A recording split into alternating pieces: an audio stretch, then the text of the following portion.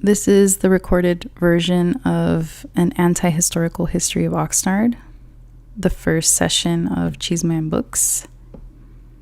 And if you're listening to this, there is a chance that you did not make it to this past Sunday's Chisme books session, which is perfectly fine. But I still wanted to start this off by talking or actually highlighting the Community Roots Garden. Even if you're not able to make the in-person sessions, I just really want to put the garden out there because it's a really important space here in Oxnard with really badass people, and it's a space that needs to be supported. So for folks who are not aware, the Community Roots Garden is the space where we have Chisme books in person. That's the location. So it is, the address is 1801 Joliet Place. And we have it there on Sundays from 4 to 5, right? And really quickly, I want to highlight that they have volunteer hours. So you can go and garden and tend to the garden and plant seeds and take care of the seedlings and take care of the plants and learn about food, learn about medicine, right? Learn about food insecurity and help out with food insecurity, especially here locally in Oxnard. So their volunteer hours are Wednesdays from 1 p.m. to 4 p.m. and Saturdays 9 a.m. to 1 p.m. And their Instagram is Community Roots Garden altogether. So definitely look them up, get familiar with them, and hopefully we can see y'all at one of these in person. And if not, that's perfectly fine. So let's get started. I wanted to open up with a quote by Frantz Fanon, and the quote reads as follows: "Who writes for his people ought to use the past with the intention of opening the future as an invitation to action and a basis for hope."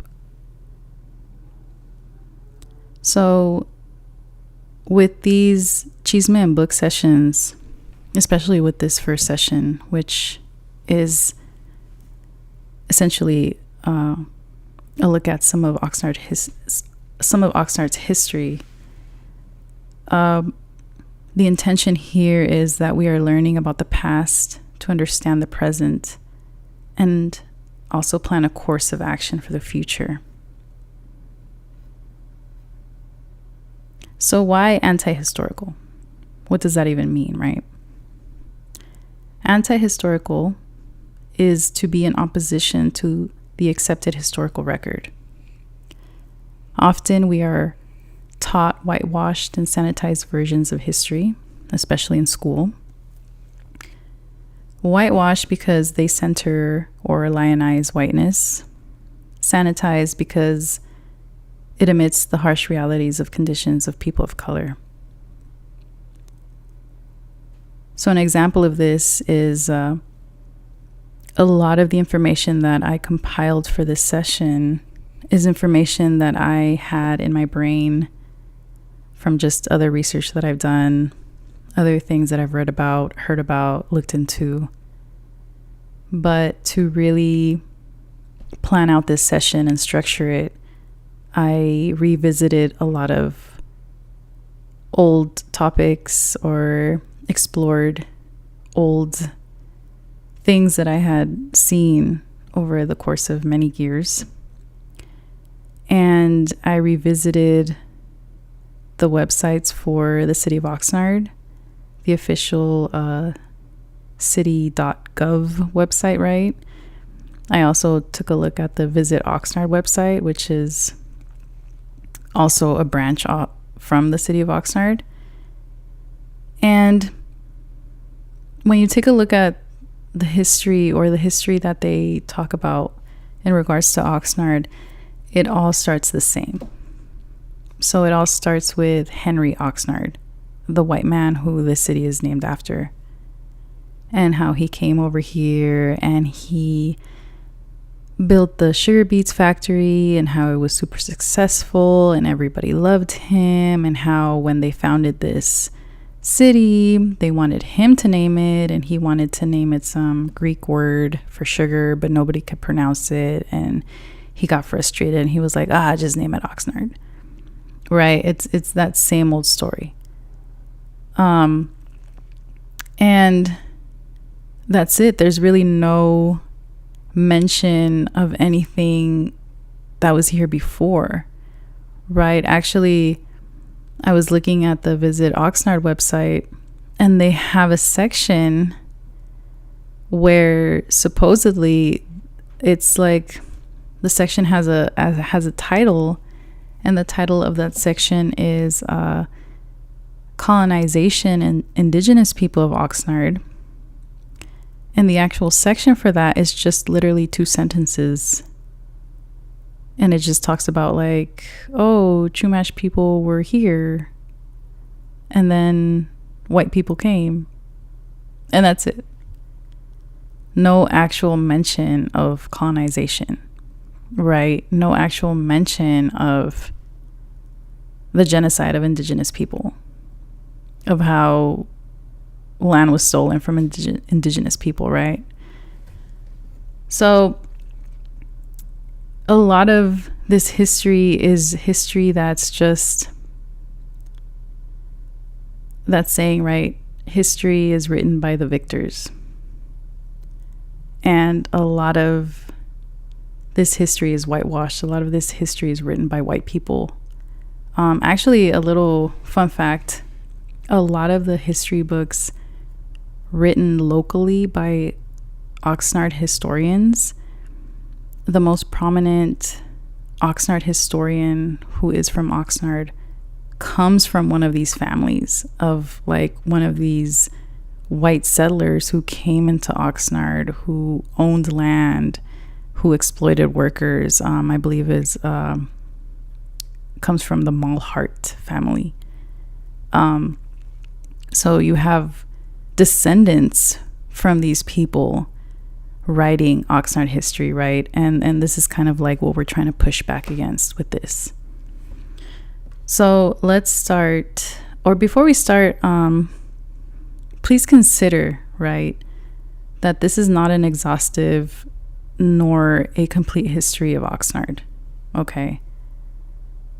Please consider that I am one person and I work full time and I have other personal responsibilities.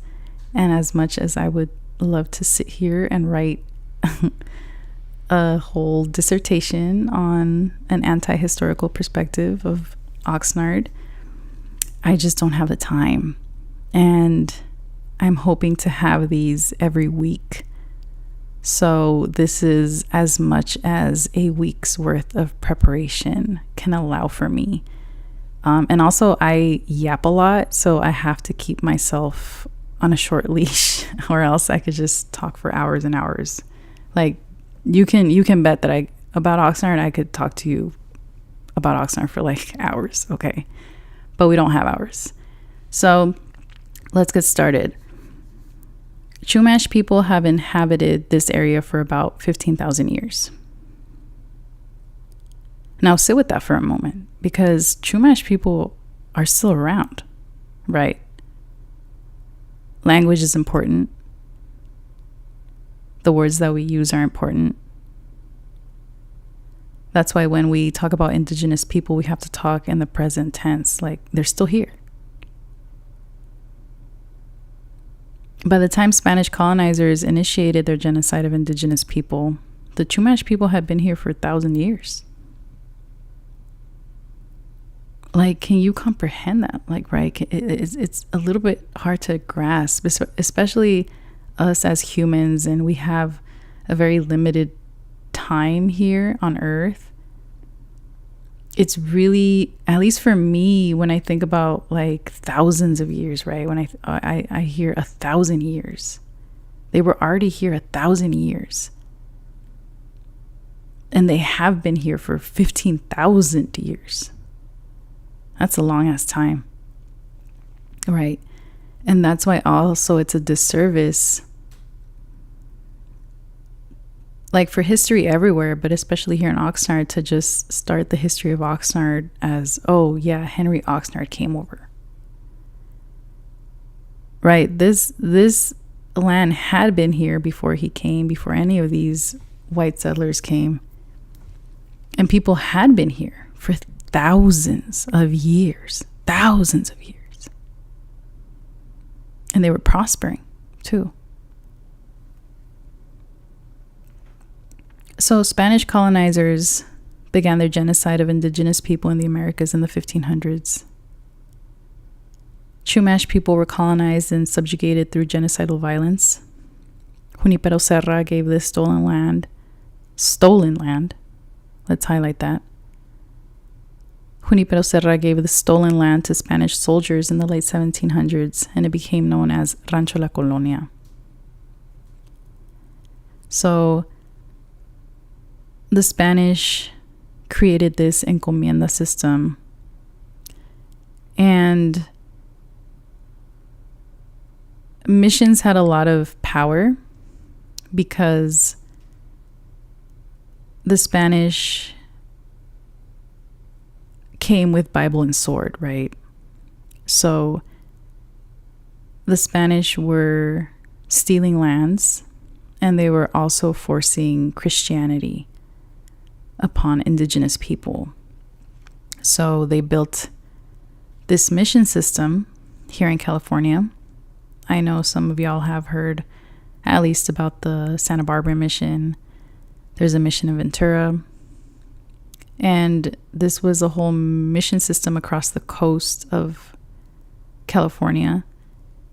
And there was even this road that connected all the missions, I believe called Camino Real, right?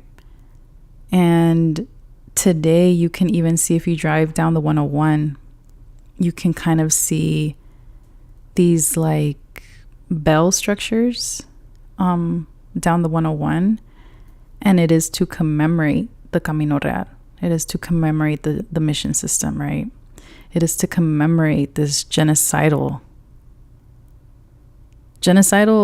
because it was a genocidal tactic.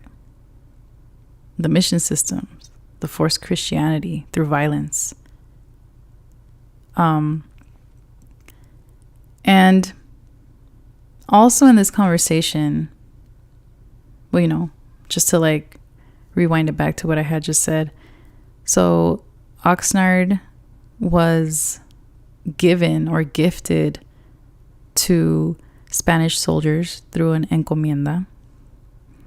And that's when they named it Rancho La Colonia. But as we all know, Mexico gained its independence from Spain in the 1800s.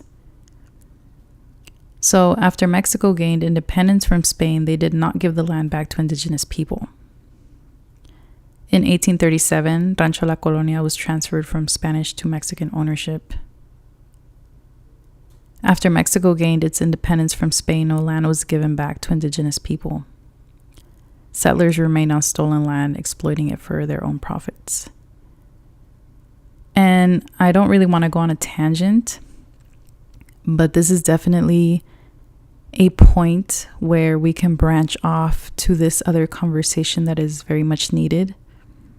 A conversation that I've been wanting to have for a very long time, but, you know, time and capacity, right? And it's a conversation on Chicanismo and the problematics with a lot of the beliefs that Chicanismo perpetuates, right? I think that a lot of us are familiar with some of the Chicano slogans of "we didn't cross the border crossed us," and especially for those of us living and growing up in California, I know that at some point in our lives we have all heard of like, oh, this used to be Mexico, right? And it is used as a justification for a lot of Chicanos why they're like fighting back, right? Fighting back against like the American system or whatever. And there's a problem with that, right? And we can see it right here. Because like how I was just talking about, Chumash people have been on this land for 15,000 years. Mexico gained its independence from Spain in the 1800s. Right. By the time that so-called Mexico was founded, by the time that so-called Mexico gained its independence, Chumash people had been here. Right, if we're talking specifically here about Oxnard. Like for us, for any of us to stand here in Oxnard and use these tired Chicano slogans of, oh, this used to be, California used to be Mexico. This used to be Mexico. Gringo, you're on our land. Like, no, my friend, you are also on someone else's land, friend. And you have to contend with that. Yeah, sure, once this was Mexico for sure, I guess. But before that, what was it? It was Chumash territory. And it's still Chumash territory. Because this country was founded on stolen land. Mexico was founded on stolen land. But a lot of us don't talk about that, right? A lot of like Chicanismo doesn't want to acknowledge that. But again, I don't want to go too much on a tangent. If people are interested, that is a conversation that we can have in a Chisme and book session at some later date. So let's fast forward to these white men, I guess. You know, let's put these white men in the picture. So in the 1860s, Thomas Bard, which I hope that last name sounds familiar to some of you, Bard, bought, and I put bought in quotations because again, this is stolen land. He bought 5/7 of the land on behalf of a petroleum company. Henry Levy,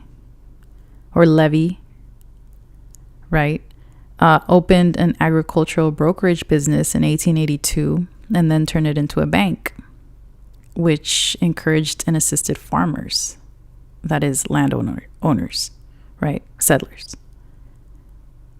In 1897, Albert Malhart and Johannes Borchard invited Henry Oxnard to process sugar beet harvests.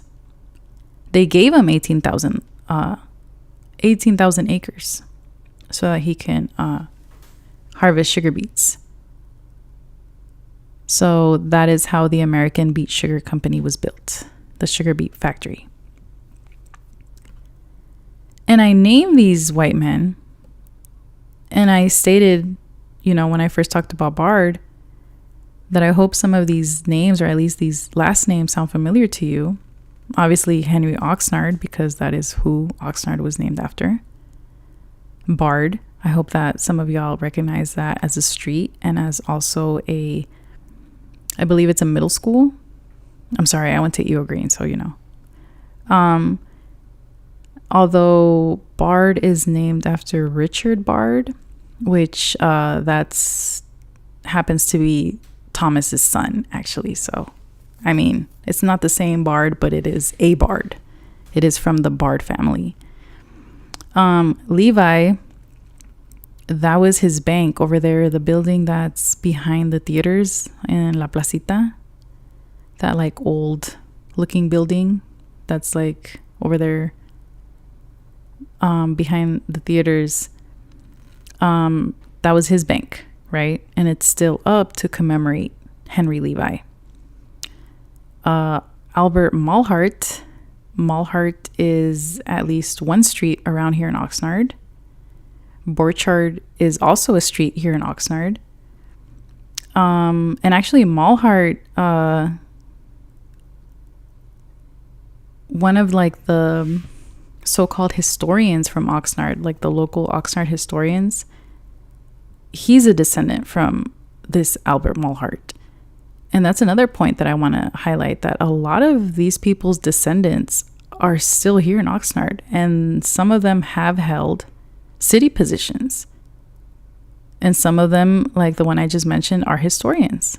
These are the people that are holding positions of power. I believe someone at the meeting stated that a descendant from Malhart has been in charge of like the water division system for decades, right? The men that this city commemorates are settlers who sold and bought land that was not theirs to sell, and who profited off the stolen land via the exploitation of people of color. Like this is who people like name streets after, right?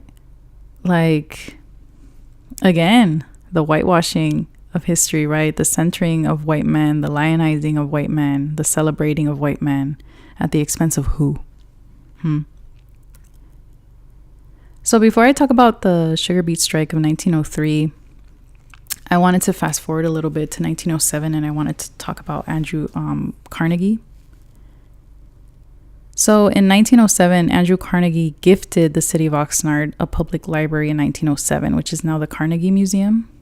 So the museum that closed off when the city a few years back cut back a lot of funding for certain things from their budget, mainly parks and recreation. So a lot of that's when a lot of the parks kind of went to shit. I mean, even more than they already were, because the city cut a lot of those fundings. The city cut a lot of the fundings for the OPAC, the Oxnard Performing Arts Center. That's like a few years ago when it was supposedly going to close down. And then they did actually close down the Carnegie Museum. So that's that museum. So Andrew Carnegie was actually anti-union and exploited his workers at his steel mill factories. That's how he made all his money, from like these steel mill factories where he exploited people. So in 1892, there was a Homestead massacre where Carnegie essentially allowed Pinkerton agents to open fire on striking steelworkers. So a lot of it is blamed on someone that he hired, right? But unfortunately, a lot of people like this always have fall guys, right? Especially powerful people will always have fall people who will take the hit and take the blame for them, right? Instead of obviously pointing the fingers at, like, who's the owner? Who's out here employing these people? Who's out here really calling the shots, right? Andrew Carnegie. So after this, Carnegie's image really, really fell, right? And this Homestead strike, where the massacre happened, wasn't even the only strike or the only steel mill that he owned where workers were vocally unhappy and vocally against what was happening. And a lot of his workers across his mills were trying to unionize, which he was trying to stop. So especially after the massacre of 1892, that is when Carnegie began gifting libraries, and he did so to save his image, right? That's when he turned into a philanthropist and started just giving his money away and you know, telling people, oh, the rich people should just give their money away to the deserving poor and all this. But it's like, okay, you know, ya muerto el niño quieren tapar el hoyo, right? Like, you're allowing Pinkertons, who are famously these basically kind of like hired guns, right, who were hired to do the dirty work, to union bust, but like through violent means. And so then Carnegie began gifting libraries. But even then, a lot of the people that worked for him, especially at his factories, they were like, "Yeah, mi eso qué?" Like, what is it to me that this man is out here gifting libraries to towns? You know, as a person was quoted saying, after working 12 hours, how can a man go to the library? Right. If this man is out here exploiting his workers, forcing them to work 12, 14 hours a day, paying them dust, like, how can those people care about a library? When do they even have the time to go to the library to enjoy reading a book? And also on top of that, there are rumors circulating that Carnegie gifted libraries to towns that were anti-union. And that's why I wanted to really talk about and lay the scene before talking about the sugar beet strike of 1903. Because again, in 1907, that's when Carnegie gifted Oxnard the library. So in 1903, there was a strike by sugar beet workers at Henry Oxnard's sugar beet factory, right? So the conditions of the sugar beet workers were that the workers were not paid in cash. Instead, they were paid in credit that could be used at company-owned stores that sold overpriced items. Workers were forced to work 12 hours a day, right? Workers' housing was undignified. And there was also this contracting company, the Western Agricultural Contracting Company, that was formed specifically to undermine protests from workers. So the WAC divided the Japanese and Mexican workers specifically so that they would not unite and essentially join forces to really like do anything. Because you have to consider that there were already kind of like rumblings, right? There were already kind of like grievances that were spoken among the workers of like, hey, this is bullshit. Like, we're getting paid dust. Our families, and we don't even have dignified housing. Like, what are we really doing here? We're working from dawn till dusk, right? So they formed this contracting company that really undermined any efforts. And so in February of 1903, the Japanese Mexican Labor Association was formed, the JMLA, because despite all odds, the Japanese and the Mexican workers united and said, you know what, we have to do something about this. So that same month, the first sugar beet strike of Oxnard began.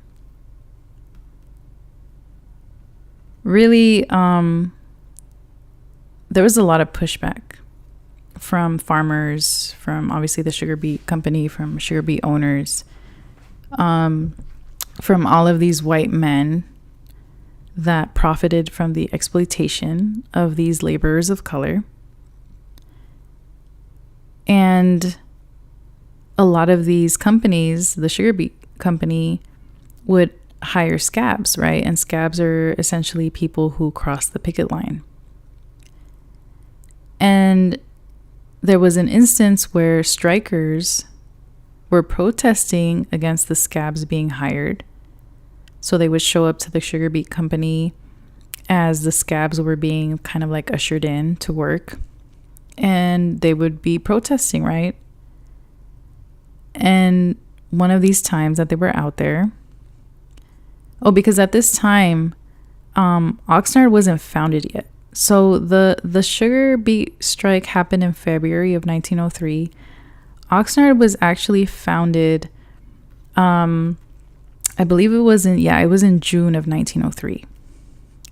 That's when the city was formally founded.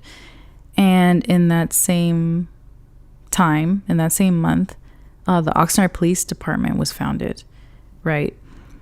And at this time, in February of 1903, when the strike was happening, there was no formal law enforcement in place, but they still had kind of like these peace officers, or so-called peace officers, or they were also called constables back then. So these peace officers were really hired and brought on to squash these strikes and to keep these union, or these workers that wanted to unionize, to keep them in check, right? And strike organizers were routinely harassed and targeted by these so-called peace officers. So unfortunately, JMLA was never able to formally become a union. At the time, this was during the time where the AFL, which I believe is the American Federation of Labor, something like that. The AFL, which now is like this super recognized kind of like, it's the union, right? Like back then it was starting up. And back then the president of the AFL was Samuel Gompers, who was an incredibly racist white man. So Samuel Gompers did not want Japanese laborers to become union members. He did extend union membership, but only to the Mexican laborers. And what happened was that the Mexican laborers said, nah, we're good. We're good. Yeah, you can keep your union recognition, because the Japanese workers who are co-workers have stood 10 toes down with us, have like shed blood with us, have struggled with us. So no, you're good. So unfortunately, their demand to be union recognized never happened. And it was largely in part from the AFL and from Samuel Gompers. Like, it was his fault because he was an incredibly racist man. Fortunately, the sugar beet workers won a partial victory in March, but the JMLA was disbanded, right? But after, really, the sugar beet strike was really important because it really left a legacy, right?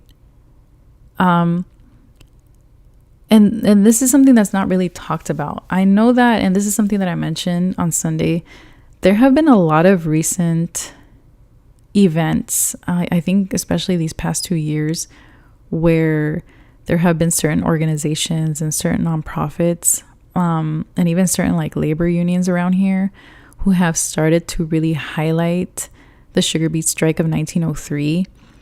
But mostly, and they've held events like about this. I think one of them was like the Oxnard College, or I this year, I don't know where they had it, but like they had one this year too. I remember seeing the flyer.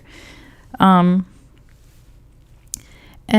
a lot of like the focus of the sugar beet strike and the way that these organizations and nonprofits sell it is that it was like the first, culturally or ethnically diverse. I don't know what type of terms they use. Like, you know, like they use like terms like that, right? Like basically they're saying that it was like the first time that different groups from like different like ethnicities or races united to strike, right? That like, and low-key, this is actually kind of false. You know, a simple Google search would kind of like let you know that like before 1903 there were actually other strikes where there were a lot of culturally diverse laborers who were striking.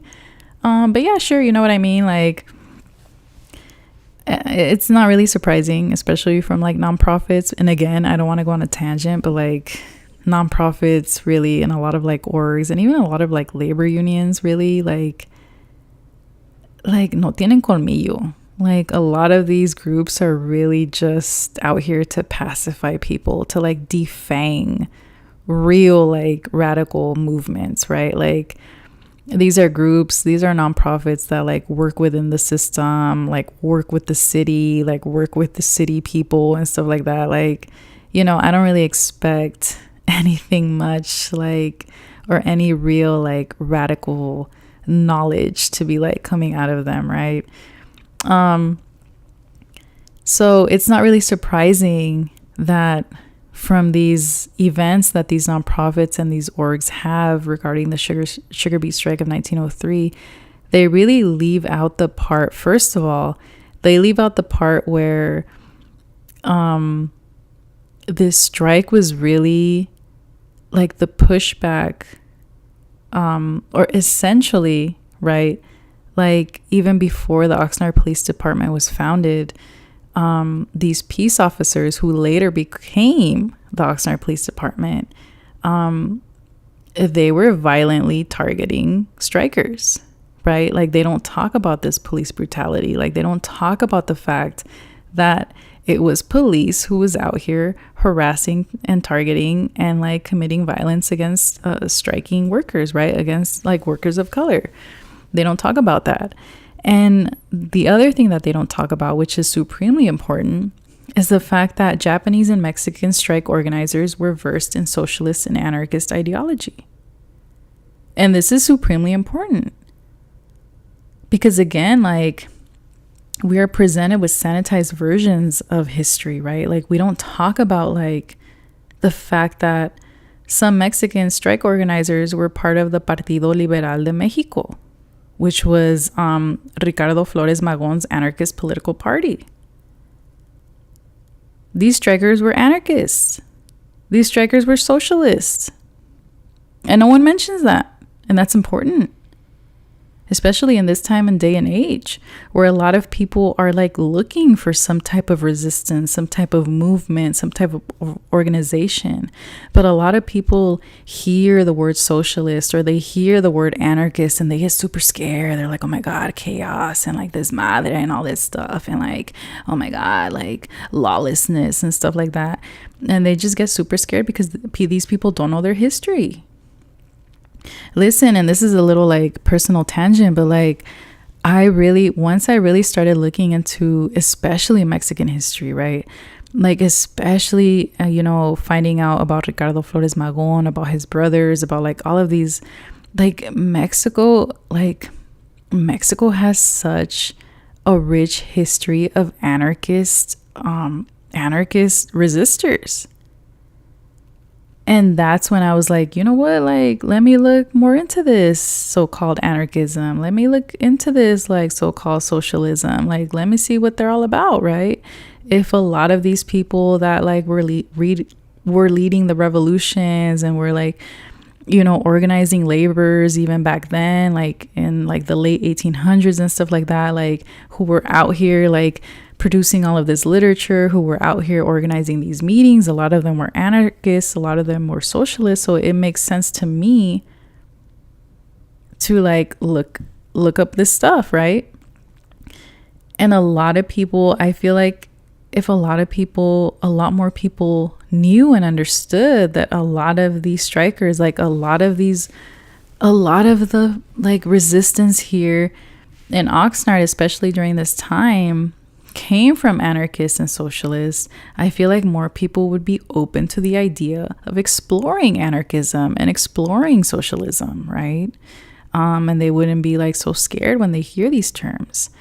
But anyway, so the presence of anarchists and socialists in Oxnard created a tradition of resistance to powerful agricultural landowners. So really, like, I know that there's a lot of like talk here, especially, because of Cesar Chavez, because of the UFW, because of the field workers right here. There's always like a lot of talk about like, field workers and supporting field workers and like resisting like the rancheros and resisting all of these people that exploit the field workers. But like, again, like we got to pay attention to this and we got to learn the fact that a lot of this resistance came from anarchists and socialists. So, hey, maybe let's take a look at that. Hey, maybe let's take a look at what they were reading, what they were talking about, what all of this is about, right? After the strike ended, literature of resistance continued to circulate Oxnard. So, like, all of this resistance, all of this, like, meetings and stuff that they were talking about, they didn't end when the strike ended in 1903. socialists and anarchists continued to hold meetings in La Placita, right? Placita, like downtown. So what we can learn from this is that essentially, like, these people were having just like open air meetings out there in La Placita, like reading Ricardo Flores Magon's like newspaper, the printings, like, you know, reading like communist like papers and stuff like that, like talking about it, like having these like just discussions out here in public, right? And I think that a lot of us can like take this as kind of like inspiration, or kind of like, hey, maybe we should kind of be emulating or doing that right now. Because right now, especially now more than ever, now is not the time to organize in the shadows, right? The radical dissenters of the past understood this and had open air meetings around Oxnard. Like, they weren't in some like, you know, kind of like stuffy ass like room just having these meetings. Like, they were out in the open. They were out here like promoting this stuff, right? Like, they were out here like, hey, come on, show up, like, va a haber comida, va a haber gente, like, vengan a ver qué onda, right? But the thing about that too, and this is something that even still happens today, is that the Oxnard Police Department routinely arrested and targeted radical Oxnard residents, unfortunately. Because by this time, right, the sugar beet strike had ended, and by this time the city had been founded and the Oxnard Police Department had been founded. And again, a lot of these peace officers, or so-called peace officers, that were the ones violently targeting strikers, who were violently targeting essentially people who stood up and fought back, these were the people that became the Oxnard Police Department. And that is their legacy. That is the legacy of the Oxnard Police Department. That is why they were created, and that is why they were founded. That is their legacy. A bloody legacy of targeting, murdering, beating, harassing, intimidating people who stand up and fight for their rights, fight for what they're deserved. So let's fast forward a little bit, right? So the Great Depression hit in the 30s, and everybody was really, you know, affected. People who were already in the shits were in the shits even more, right? In August of 1933, sugar beet workers once again went on strike for better wages, 8-hour work days, and union recognition. So striking workers had massive support from the community of Oxnard. And again, this had already happened in 1903. And again, since 1903, radical literature, radical ideology kept being spread around here in Oxnard. So anarchist ideology, socialist ideology kept being spread around here in Oxnard, right? You had like literature from like Ricardo Flores Magon, who basically essentially says, hey, it's better to die fighting these people than to live being exploited and live being a slave. And this was like the passion and the drive that a lot of people had. Like, hey, like, we got to do something. We have nothing to lose. And this scared the people in power, right? Because they knew essentially they were outnumbered.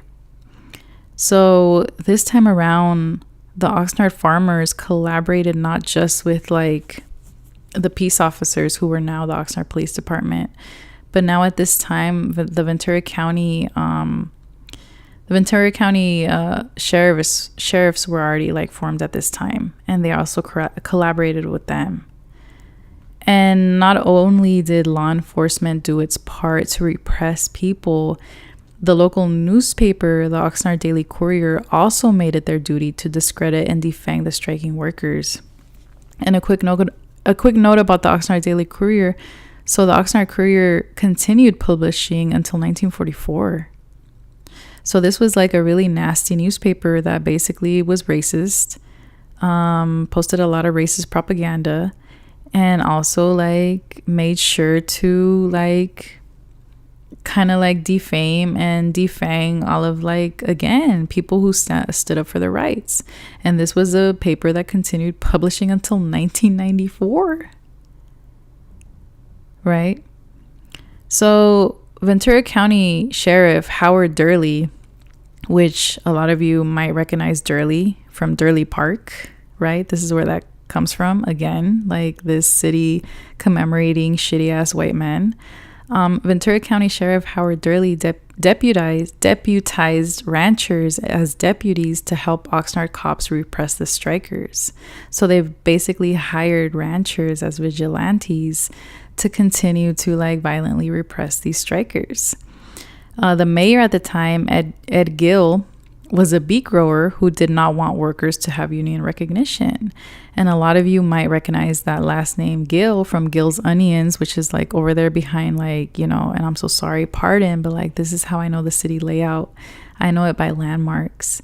So the way that I can tell you where Gill's Onions is at, the warehouse, it's over here. It's over there by the area where like Romantics is at. Okay, you know, like that like industrial area back there. That's where Gill's Onions is at. And it's still operating to this day. And the name comes from him.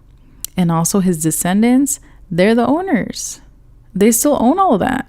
Again, I'm telling you, these people their descendants are still alive and kicking. They're still alive and owning stuff around here. Essentially, they're still alive and owning people, right? Because if you're exploiting these people this much, at what point is it like those are your employees? And at what point does it become like, no, you own these people?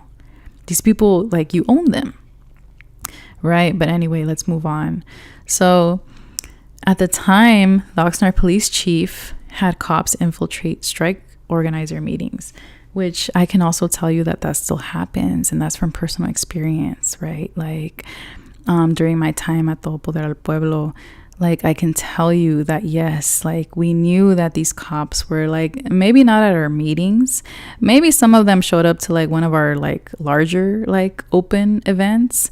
But they were definitely out here when we had protests, especially when we had protests against police brutality.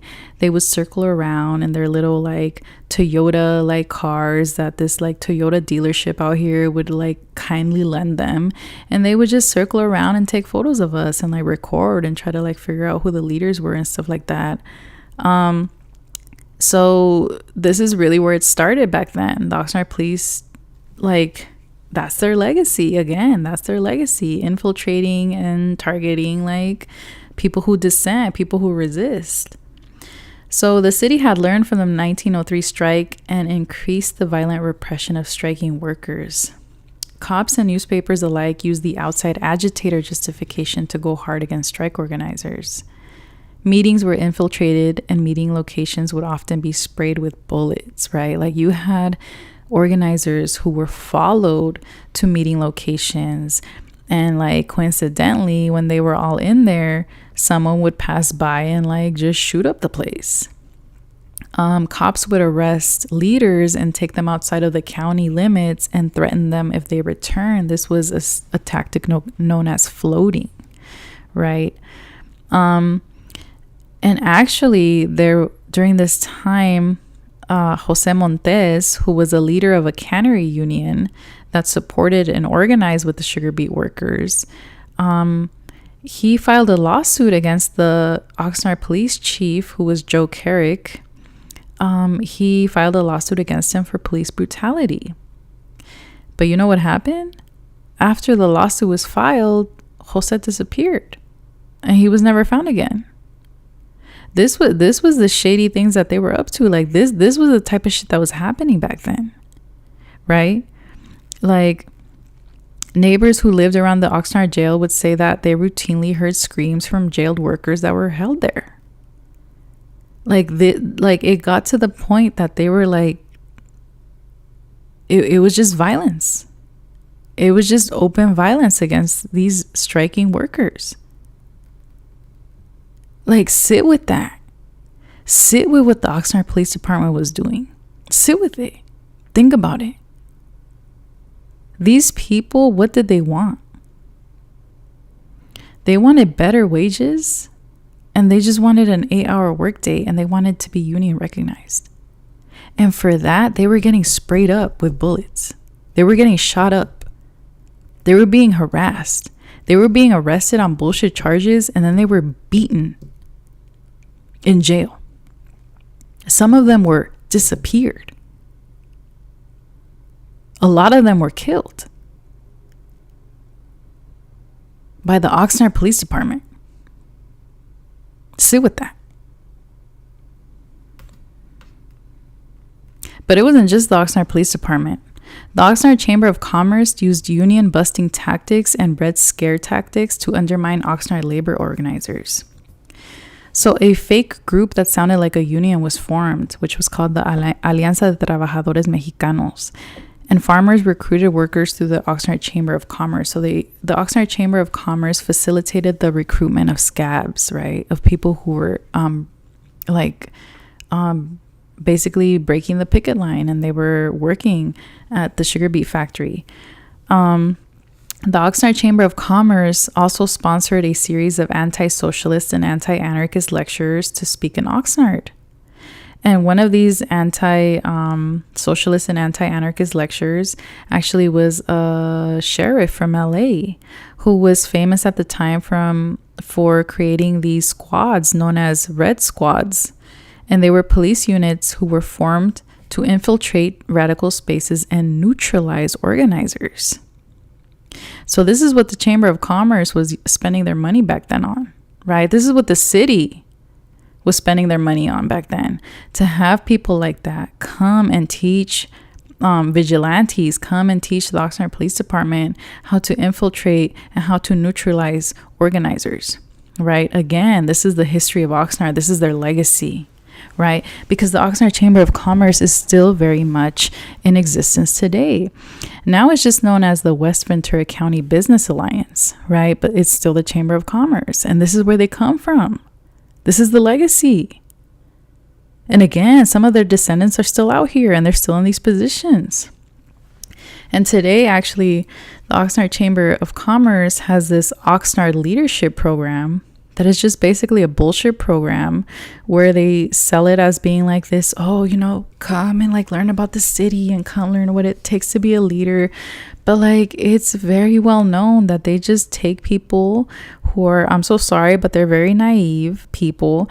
They take them in and they mold them, and then essentially they create puppets. And they place these puppets at the city in city positions. And they tell these puppets to even run for city positions. Yes, they do that.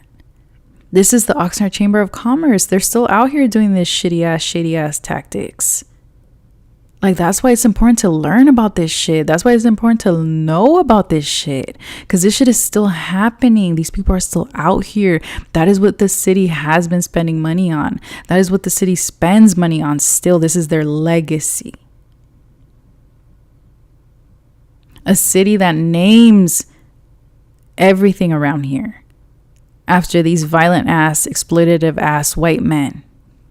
This is their legacy. They choose it. They choose it. So the 1933 strike ended in partially successful concessions by farmers towards the workers, but Red Scare tactics continued well after the strike ended in Oxnard. Surveillance and infiltration of radical spaces turned to repression. Oxnard police used immigration sweeps as excuses to raid homes of known and suspected socialists and anarchists, especially in La Colonia neighborhood. Several so-called riots happened throughout the years where OPD would try to violently arrest people of color, and the community would de-arrest and run OPD out of their neighborhoods.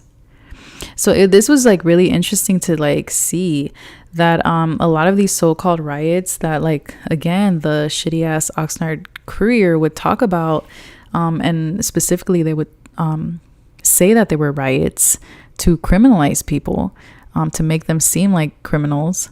A lot of these so-called riots happened because I believe there was one that I read up on that happened in the 40s, and it was basically over there. It happened over there on Meta Street. And it was just people out there dancing and listening to music, having basically a block party.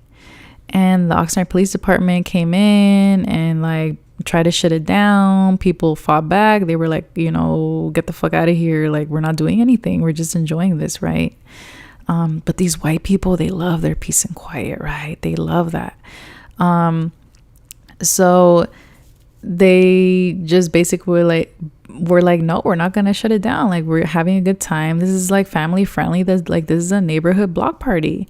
And the OPD just tried to like grab people and be like, no, you're going to jail. And people were like, no, fuck that. You're not taking my family. You're not taking my friend. You're not taking my neighbor. You're not taking no, you're not taking them. And they would like de-arrest these people. Again, I think in the 50s, there's like this newspaper article talking about how a so-called riot happened over there in the church, Guadalupe church, the old one, where again, people were having like a fair, people were congregating, they were there, they were dancing, you know, music, food, all these things. And the OPD came in and tried to arrest someone. And the community was like, no, you're going to get the fuck out of here. You're not going to take this person. And again, they de-arrested them. You know, and de-arresting, I guess, for folks that are not aware, to de-arrest someone is basically like to like, when someone is getting arrested, and you take them away from the police by any means necessary. Like, you don't let the police take them. That's a de-arrest. You de-arrest the person, right? That's getting arrested. So a lot of these riots or so-called riots happen because of that. Community de-arresting community, right? And that's beautiful. And, you know, I think we can learn a thing or two about that. And unfortunately, Oxnard residents were also arrested for passing out socialist and anarchist literature. So they would arrest people on some bullshit like vagrancy charges or some like, you know, whatever charges, loitering charges. And a lot of these people so happen to have like anarchist literature on them, right? Like coincidentally, right? And unfortunately, I think I'm gonna stop here. There was a lot more to be covered. I was going to talk about like the gang injunctions, right? There was like a whole one from the Red Scare to the gang scare. And then I was going to talk about like the segregation of the schools here. But this is like very long already, and it's only supposed to take an hour. I did pretty good when I was there in person. I feel like, you know, just right now sitting by myself and talking about it, like I said, I could like go on talking forever. And I feel like, you know, I just don't want to really cross that hour mark. So definitely I'm going to put the slides up. The slides are all going to be here, right? Like you can kind of like look for yourself, look through like the whole kind of like the slides about the gang injunction and like really look through the school segregation and stuff like that. You know, we can definitely talk about it if you want to talk about it like through DMs and stuff like that. For sure. It's just I really don't want to go over the hour mark. But lastly, really quick, hopefully y'all are listening to this like during the week of today's the 18th, right? And if you are listening to it this week, I just want to highlight that this weekend, Saturday and Sunday, there are going to be events happening here in Oxnard that are raising funds for Palestine, right? So I would really appreciate if y'all would check that out and support. So it's going to be at the Mystery Shop here in Oxnard. You can look for them on Instagram to see like their address. They're literally over there downtown. So like they're over there by like Woolworth, you know, like we were talking about La Placita, and it's like kind of behind the theater in that street, like literally where Woolworth used to be. Like you cross the street and they're like right there next to I don't know, it used to be a Metro PCS store. I don't know what kind of store it is anymore, but like it's right there. And it's going to be this Saturday, November 23rd from 1 to 4, right? And they're gonna have vendors, music, light refreshments, printmaking workshops. And then on Sunday, it's gonna be Punks for Palestine. So on Sunday, there's gonna be some cool punk bands playing, and they're also gonna be, having vendors and stuff like that, art for sale. So really go check that out. That's gonna be this Saturday, November 23rd, from 1 to 4. And on Sunday, it's going to be, the vendors are going to be there from 4:30 and onward, but the punk show is going to start actually at 6. So definitely check that out. And thank you for listening. And hopefully we can see you at one of the in-person Chisme and book events. And if not, I will definitely keep trying to do these recordings. It's going to be a little bit more difficult moving forward, because moving forward we will be having more like actual reading group sessions where we're going to have like a reading basically assigned, and you can do the reading before going there on Sunday, or we're probably going to read through them on Sunday during that time as well, like with each other, right? Because some of these readings will be a little bit like harder. Some of them unfortunately are going to be like a little bit academic, and I know that like, these academics love to use these bullshit ass big words. Like they love to use like big words to like explain simple concepts sometimes, unfortunately. And I know that they can be like intimidating sometimes for folks to like read. So like definitely we're going to be reading them in person as well. So don't worry about like, oh, I have to like read this before I go there. Like, no, you can, right? Like, but you don't really have to. We're going to read them right there together. So it's just going to be a little bit harder, kind of like, I'm going to try to figure out what kind of format or like, how I'm going to do that. I guess basically just like talk about the readings and kind of like summarize the main points. I'll figure something out. But yeah, thanks for listening, and I hope to catch you later.